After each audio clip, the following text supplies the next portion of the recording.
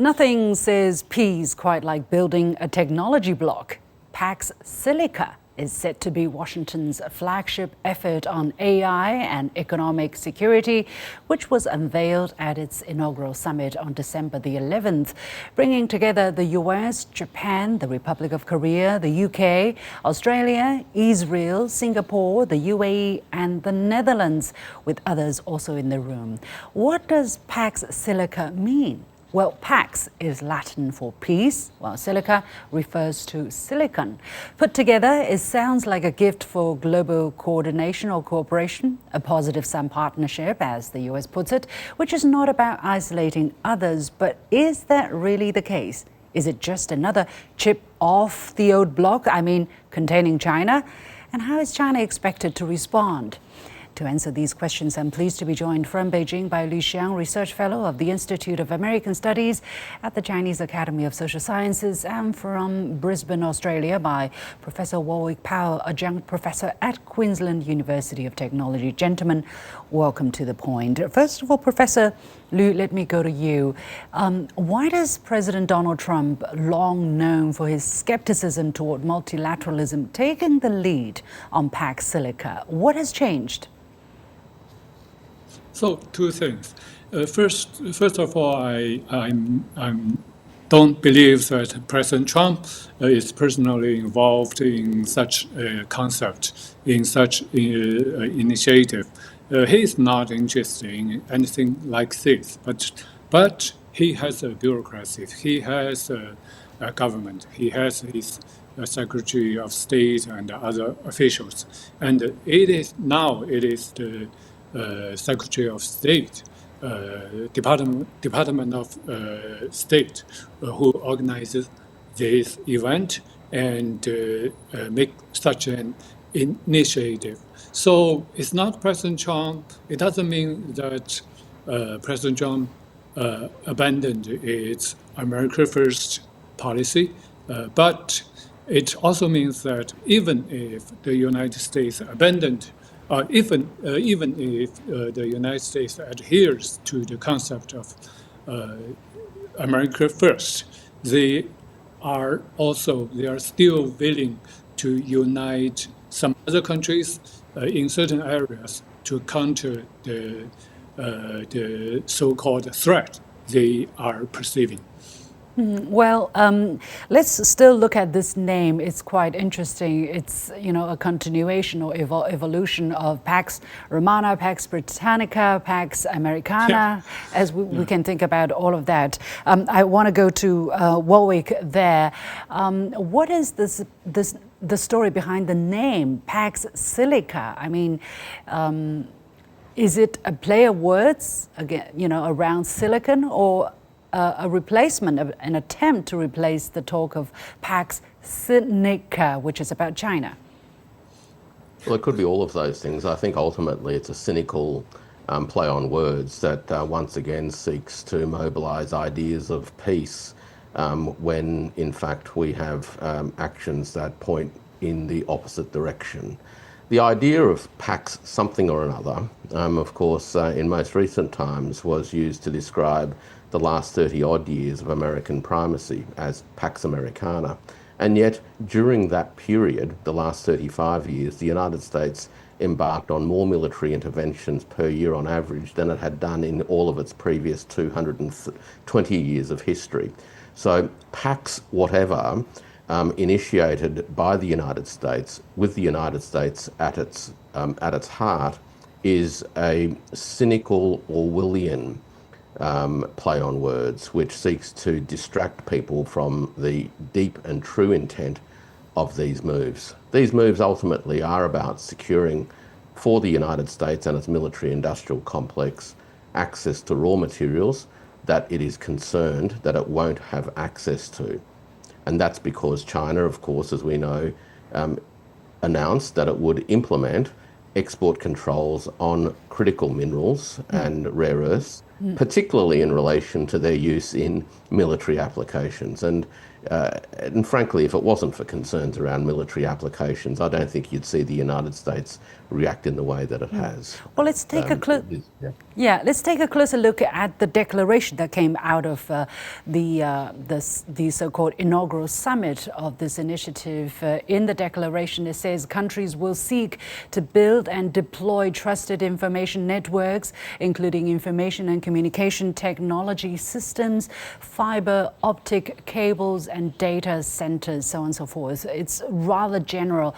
Professor Liu Xiang, what concrete actions or policies could follow after the adoption of the declaration? Okay, the declaration now is just a prelude to further actions. Now we don't see real actions, but the objective is very clear. The near future actions they will take is that United United will try to be the dominator of the whole supply chain centered with semiconductor and critical materials. Especially, they want to take united these countries in a closed circle, and United States as a leader of the whole all these countries in the circle, and together these countries could dominate the upper and the midstream of the supply chain, so that they can control the downstream manufacturers. You know, China is very strong in the downstream manufacturing, and the U.S. want to try to control the upper and the midstream chain of the chain, so that they could be able to counter China's advantage in manufacturing. Now, you know, China is the biggest, largest country in manufacturing of all kinds of goods. So this way, we see the fear in China, in the U.S. They now they use a new word. We know when people talking Pax something, Pax Britannica, Pax Americana, it means Pax under the dominance of some country, certain country. Now, U.S. Says that it cannot alone, it cannot dominate the whole world. They want to use its advantage in the upstream. Now they want to take these few countries, and they can take the whole up and midstream. Ostensibly, Professor Powell, let me ask you, because just now you talked about, you know, China's export controls. Well, some people would say, wouldn't it be expected, reasonable, or legitimate for these countries to form some kind of alliance so that they can get their access to raw materials, to rare earths that have been increasingly put under China's control? Wouldn't it be a reasonable step to take? Well, there's lots of ways of ensuring supply of goods and services that your industries need, one of which is simply to cooperate with your upstream suppliers. You know, it's a strange idea, I know, but it seems to have worked actually quite well for most countries for quite some time, which is to engage in legitimate trade. The issue here, of course, goes to the heart of the military-industrial complex.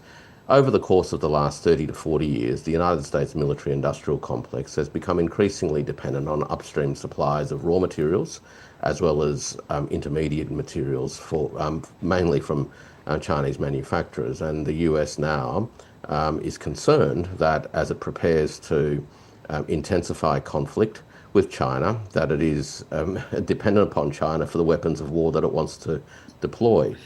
You know, we shouldn't be, in that sense, surprised at that. The other thing that this alliance actually speaks to is a recognition by the United States that, as Professor Liu mentioned, that it is actually not in a position to exercise unilateral control over all domains. And this particular move is allied with the kinds of moves that it's made over the last 6 or 7 years, which is to create a network of minilaterals whereby it is able to outsource responsibility, resourcing and risk to others, whilst at the end of the day maintaining its dominant position at the heart of the network. So I think that that's what this particular set of arrangements speaks to. It is, of course, an American attempt to hold on to its position of primacy instead of actually coming to the table of a multilateral world. Well, I'm running short of time, but very briefly, Professor Liu Xiang, how do you explain, have you noticed the detail that, for instance, there are 8 countries that were invited to the so-called inaugural summit, but the Netherlands and the UAE actually did not sign on the declaration? What could have been behind them, especially given what we see, the spat between China and the Netherlands? It's interesting to see that Netherlands is not didn't sign the initiative. Actually, no. We know that Netherlands is very strong in these graphic technologies, and they want to have a larger share of the market. They don't like to be restricted, but they know they have to listen to Washington somehow. They cannot live alone without without the U.S. So Netherlands is a reluctant attendee of this meeting, but we will see. It will sit in a hot chair for very, very long time.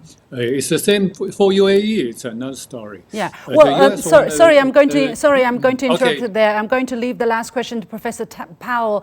If the idea actually translates into reality, what will be the unintended consequences? What should Beijing do? Very quickly. Well, I think Beijing has always stood firmly on the side of open multilateral trade, and the fact that it is governed through licensing is to ensure that materials ultimately are used for appropriate civilian purposes.